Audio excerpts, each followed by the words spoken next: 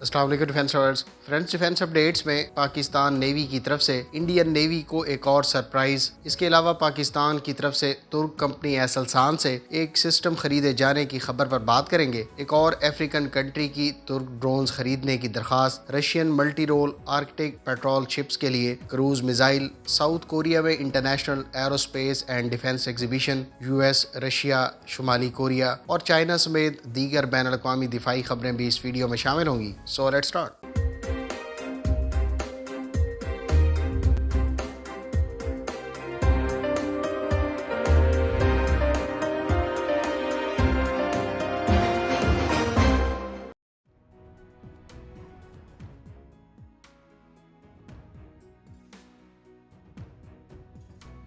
Friends, اطلاعات کے مطابق پاکستان ترک کمپنی ایسلسان سے ARES extended range radar electronic support میئر حاصل کر رہا ہے۔ اس سسٹم کو پاک نیوی اپنی F-22P فریگیٹ اور آف شور پیٹرول ویسلز کے لیے ایویلیویٹ کر چکی ہے۔ پاک نیوی کی طرف سے حاصل کردہ اس الیکٹرانک وارفیئر سسٹم کو اس سے پہلے ممکنہ طور پر بابر کلاس شپس کے لیے بھی منتخب کیا گیا ہے۔ اسی طرح سے اس سسٹم کے سب مرین ورژن کو پاک نیوی کی اگسٹا 90B سب مرین میں بھی استعمال کیا گیا ہے، جن کی مڈ لائف اپ گریڈز کا کام ترکی نے سر انجام دیا تھا۔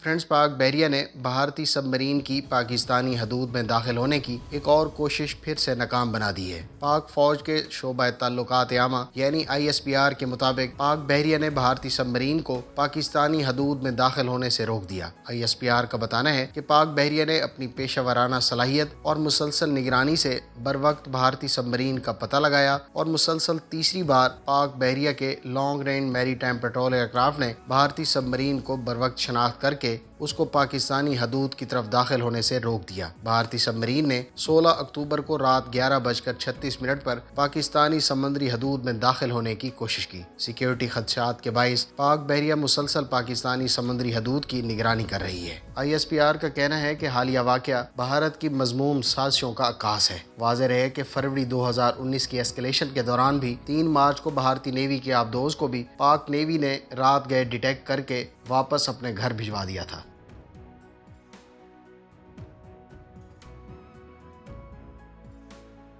ترک صدر رجب طیب ایردوان نے کہا ہے کہ سینٹرل افریقن کنٹری انگولا نے ترکی سے کامبیٹ ڈرونز اور آرمرڈ وہیکلز خریدنے کی درخواست کی ہے۔ یہ بات صدر ایردوان نے منڈے کو 3 ملکی افریقی دورے کے آغاز میں کہی۔ یاد رہے کہ انگولا نے ابتدائی طور پر ڈرونز کی درخواست اب سے 3 ماہ پہلے انگولا کے صدر کے دورہ ترکی کے دوران کی تھی۔ صدر ایردوان نے کہا ہے کہ ترکی نے گزشتہ 19 سال میں دفاعی صنعت میں بے پناہ ترقی کی، جس نے انگولا کی توجہ اس جانب مبذول کروائی۔ ایک ہفتہ پہلے مراکش اور ایتھوپیا کے بارے میں بھی خبر سننے کو ملی تھی کہ وہ ترکی سے ڈرونز کی ایکوزیشن کے لیے بات چیت کر رہے ہیں۔ انگولا کی درخواست کے بارے میں ترک صدر کا کہنا تھا کہ اس بارے میں مزید معاملات آنے والے دنوں میں ڈسکس کیے جائیں گے۔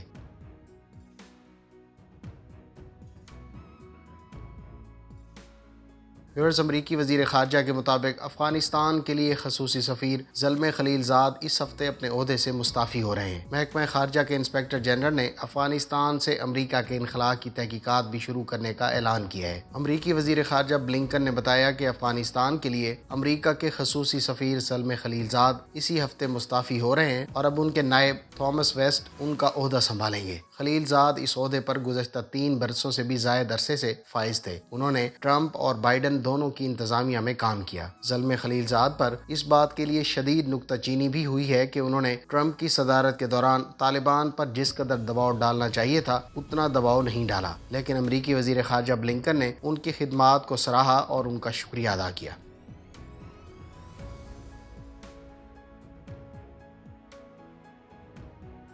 شمالی کوریا نے سب مرین سے فائر کیے جانے والے بیلسٹک میزائل کا آج ایک اور تجربہ کیا۔ خبر کے مطابق میزائل سینپو کے علاقے سے مشرقی ساحل کی جانب داغا گیا، تاہم اس حوالے سے مزید معلومات اکٹھی کی جا رہی ہیں۔ جاپان کی جانب سے بھی اس میزائل تجربے کی تصدیق کی گئی ہے۔ ادھر جنوبی کوریا کے چیف آف سٹاف کی جانب سے جاری بیان میں کہا گیا ہے کہ شمالی کوریا نے اقوام متحدہ کی پابندیوں کی خلاف ورزی کرتے ہوئے ایک بار پھر آبدوز سے بیلسٹک میزائل کا تجربہ کیا، تاہم مزید معلومات کے لیے امریکی امریکی اور جنوبی کوریا کی خفیہ ایجنسیاں صورتحال پر نظر رکھے ہوئے ہیں۔ واضح رہے کہ شمالی کوریا نے رواں ہفتے ایٹمی صلاحیت کے حامل کروز میزائل اور سپر سونک میزائلز کے تجربات کیے تھے، تاہم اس بار آبدوز سے بیلسٹک میزائل کا تجربہ کیا گیا ہے۔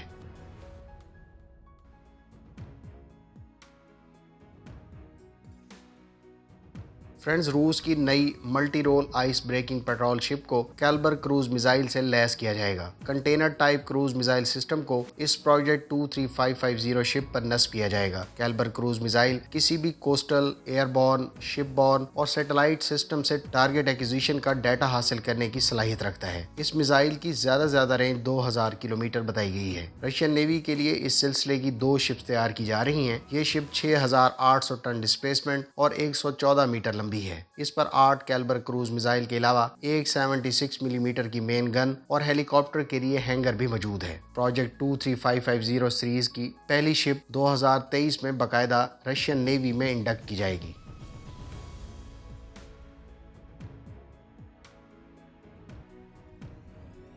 فرینڈز، جنوبی کوریا میں international aerospace and defence exhibition یعنی ایڈیکس کا آج سے باقاعدہ آغاز ہو رہا ہے۔ اس 6 روزہ نمائش میں دنیا بھر کے 31 ممالک کی 430 سے زائد کمپنیاں حصہ لیں گی۔ 2019 کے ایونٹ میں 2,90,000 وزٹرز نے نمائش کا دورہ کیا تھا، جبکہ 57 ممالک کے 90,000 ماہرین اس نمائش میں اس سال وزٹ کریں گے۔ ساؤتھ کوریا اپنے K2 بلیک پینتھر ٹینک کے علاوہ دیگر کئی طرح کے ویپنز اس نمائش میں ڈسپلے کے لیے آفر کرے گا۔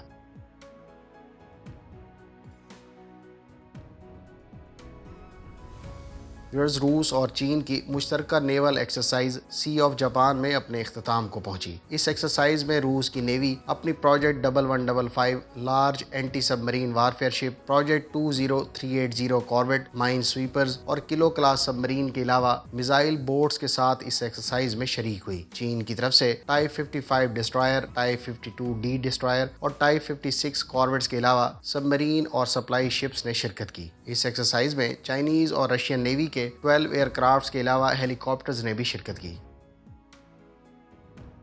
فرینڈز، یہ تھیں آج کی ڈیفنس اپڈیٹس۔ امید ہے اس ویڈیو سے آپ کی معلومات میں اضافہ ہوگا۔ ملتے ہیں نیکسٹ ویڈیو کے ساتھ۔ اپنی دعاؤں میں یاد رکھیے گا۔ اللہ حافظ۔ پاکستان زندہ باد۔